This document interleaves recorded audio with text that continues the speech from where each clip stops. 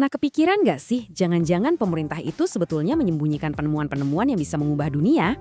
Kita sering dengar kan soal energi gratis, anti gravitasi, rumornya tuh udah ada di mana-mana.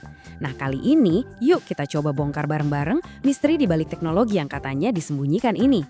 Oke, kita mulai dari sini ya. Cerita soal teknologi rahasia ini kan bukan hal baru. Rasanya udah jadi bagian dari cerita-cerita di internet yang selalu bikin kita penasaran sekaligus curiga. Nah, ini dia pertanyaan intinya, yang sebetulnya simple tapi dalam banget. Beneran nggak sih ada penemuan-penemuan super canggih yang sengaja dirahasiakan dari kita semua? Pertanyaan inilah yang jadi pusat rasa penasaran kita. Dan klaim-klaimnya ini, wah luar biasa. Bayangin deh, ada alat yang bisa menghasilkan energi gratis, yang bisa bikin kita nggak perlu lagi pakai bahan bakar fosil, atau teknologi anti-gravitasi kayak di film fiksi ilmiah. Bahkan, ada juga cerita soal obat penyembuh ajaib dan teknologi militer yang jauh di depan zamannya. Kedengarannya keren banget kan? Nah, yang bikin menarik, banyak banget dari teori-teori ini yang ujung-ujungnya nunjuk ke satu bukti yang sama. Adanya ribuan paten yang disegel. Dan disinilah rumor yang tadinya ngawang-ngawang mulai terasa nyata. Oke, sekarang kita geser sedikit ya dari dunia konspirasi ke dunia nyata. Apa sih sebetulnya paten yang disegel ini? Karena ternyata di balik semua rumor itu, ada loh mekanisme hukum yang benar-benar ada. Dan ini dia jawabannya. Invention Secrecy Act tahun 1951. Ini adalah undang-undang federal di Amerika Serikat yang secara hukum ngasih wewenang ke pemerintah untuk merahasiakan penemuan baru kalau dianggap menyangkut keamanan nasional. Jadi, paten yang disegel itu beneran ada, tapi alasannya mungkin nggak seperti yang kita bayangkan. Prosesnya pun jelas dan terstruktur banget. Jadi begini, pertama, kantor paten AS atau USPTO itu bakal ngecek semua pendaftaran paten yang masuk. Terus kalau ada yang dianggap sensitif, pendaftarannya bakal dilempar ke lembaga-lembaga pertahanan buat direview. Nah, ini dia kuncinya. Kalau lembaga itu ngerasa pengungkapan paten ini bisa membahayakan keamanan nasional, mereka punya kuasa buat memerintahkan paten itu dirahasiakan. Ini kan bikin kita mikir ya, kenapa sih undang-undang sekuat ini sampai perlu dibuat? Ternyata jawabannya itu ada di masa lalu, di tengah-tengah konflik global yang taruhannya gede banget. Kelahiran sistem kerahasiaan paten ini tuh nggak muncul tiba-tiba loh. Ini adalah produk dari sejarah panjang, dari Perang Dunia sampai Perang Dingin, di mana teknologi dan informasi itu bisa jadi penentu hidup dan mati sebuah negara. Coba kita lihat perjalanannya. Awalnya, di tahun 1917, pas Perang Dunia Pertama, ada aturan sementara. Terus, kerahasiaan ini meledak pas Perang Dunia Kedua, khususnya dengan proyek Manhattan. Waktu itu lebih dari, bayangin, 8.400 penemuan dirahasiakan. Puncaknya, di tahun 1951, di tengah-tengah ketakutan Perang Dingin, Invention Secrecy Act ini akhirnya dibuat permanen.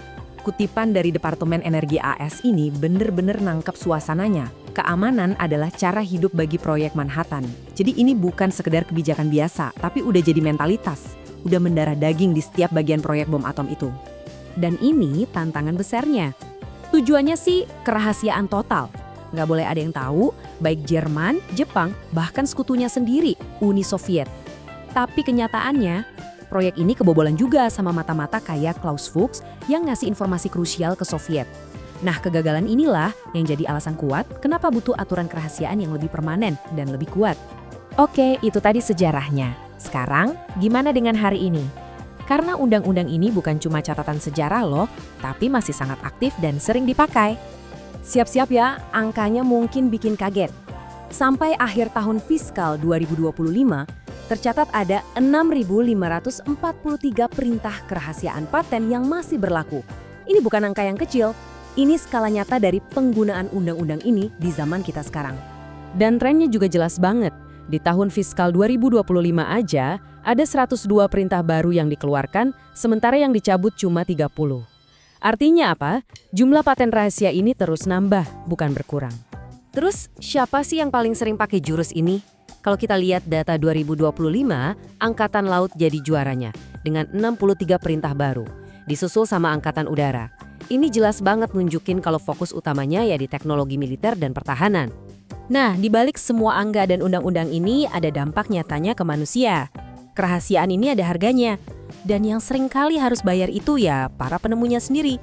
Kita ambil satu contoh ya. Di tahun 2009, ada sepasang suami istri penemu, Budimir dan Desanka Damjanovic. Mereka ini mendaftarkan paten untuk sebuah teknologi yang bisa melindungi pesawat dari rudal pencari panas. Sebuah penemuan yang jelas-jelas penting buat pertahanan. Tapi bukannya dapat paten, mereka malah dapat surat perintah kerahasiaan resmi. Perintahnya ini super tegas, intinya mereka dilarang keras buat mempublikasikan atau bahkan ngobrolin penemuan mereka ke siapapun. Kalau melanggar, ancamannya denda besar dan bahkan penjara. Cerita mereka ini jadi perjuangan hukum selama 5 tahun. Sampai-sampai mereka didatengin FBI loh. Akhirnya mereka dapat kompensasi sebesar $63.000. Dan itu pun disebut sebagai kasus yang langka. Jadi jangankan dapat untung, dapat kompensasi aja itu susahnya setengah mati dan jarang banget terjadi. Dan ini bukan cuma soal satu kasus aja. Dampaknya jauh lebih luas. Para ahli menyebutnya efek mengerikan buat inovasi. Penelitian nunjukin penemuan yang dirahasiain selama 5 tahun aja itu bakal 45% lebih jarang dikutip di penelitian-penelitian selanjutnya. Inovasi turunannya jadi macet. Dan parahnya lagi, aturannya secara otomatis motong 25% dari nilai patensi penemu. Jadi kita sampai di inti masalahnya nih. Sebuah pertarungan antara keamanan nasional dan kemajuan teknologi. Apa sih yang sebenarnya dirahasiakan dan apa dampaknya buat kita semua? Dan ini dia buktinya. Kalau kita bandingin daftar kategori paten rahasia dari tahun 1971 sama tahun 2009, polanya tuh jelas banget dan konsisten. Isinya soal senjata, rudal, alat peledak, elektronik militer, sensor, sistem penangkal serangan, propulsi, navigasi. Jadi, yang dirahasiakan itu bukan energi gratis atau obat ajaib, tapi murni teknologi buat pertahanan dan keamanan nasional. Jadi kesimpulannya gimana? Mitos soal mobil tenaga air atau obat segala penyakit mungkin memang cuma mitos. Tapi faktanya, ada ribuan penemuan nyata yang sengaja disimpan rapat-rapat atas nama keamanan. Ini ninggalin kita dengan satu pertanyaan besar yang penting buat kita pikirkan. Sebenarnya, di mana kita harus menarik garis antara kebutuhan akan keamanan nasional dan dorongan vital untuk kemajuan yang terbuka?